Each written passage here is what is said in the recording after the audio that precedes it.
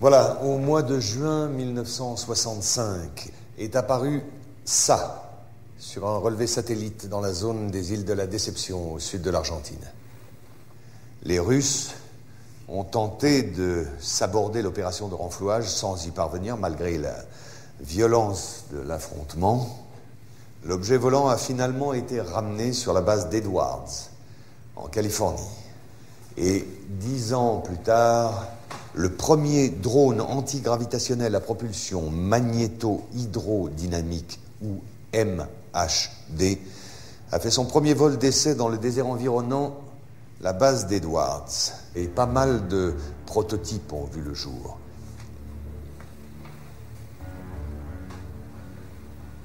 Les Belges en ont eu un petit aperçu lors de la vague de soi-disant ovnis en 1989 et 1990. Le modèle incriminé était un Astra TR-3B ou un XR-7 de forme triangulaire et capable de voler silencieusement à plus de Mach 10. Je voudrais maintenant vous parler d'une autre application concrète d'une de ces technologies, le bombardier B-2. Sa phase de développement a commencé en 1981.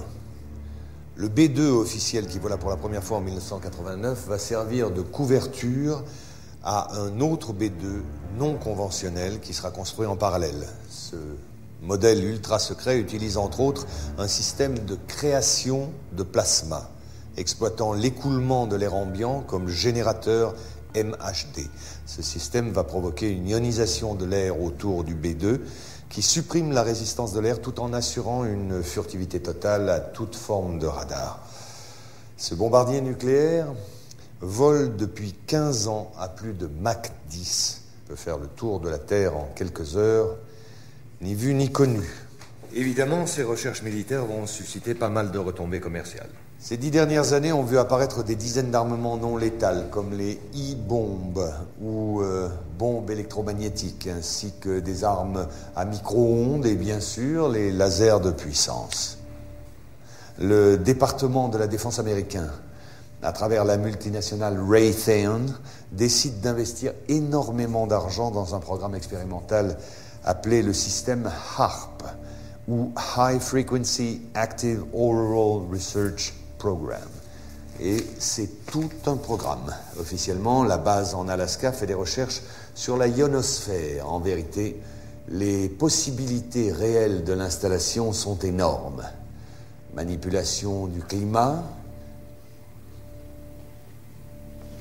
détection profonde de bases souterraines ou de gisements, destruction silencieuse et à distance de n'importe quel objet, et surtout manipulation du comportement humain. Bien, en 1996, un satellite russe découvre en Antarctique l'épave presque intacte d'un immense vaisseau spatial dévoilé par la fonte des glaciers. Les prélèvements de glace indiquaient une date de crash remontant à 24 000 ans.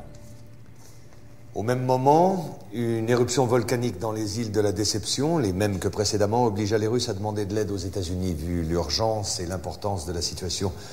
Pour la récupération du vaisseau, ils ont dû lâcher l'affaire et ont évacué la zone en catastrophe. L'engin a finalement été détruit par les Russes, très énervés par la situation qui ne tournait plus à leur avantage.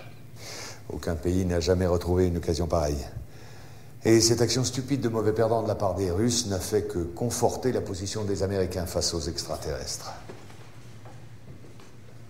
Si cet exposé vous a paru un peu long malgré mes efforts pour le simplifier, il était absolument nécessaire pour en arriver à la partie dont je vous ai parlé au début de mon exposé, c'est-à-dire la conspiration que nous appelons conspiration d'Orion.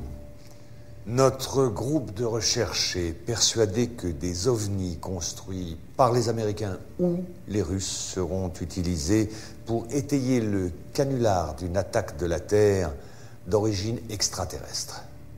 Les médias se chargeant du reste, bien entendu. La raison ?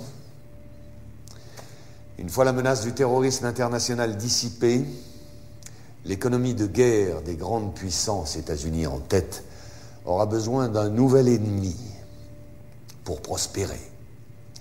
La guerre sur Terre sera remplacée par une guerre spatiale contre un ennemi venu de l'espace.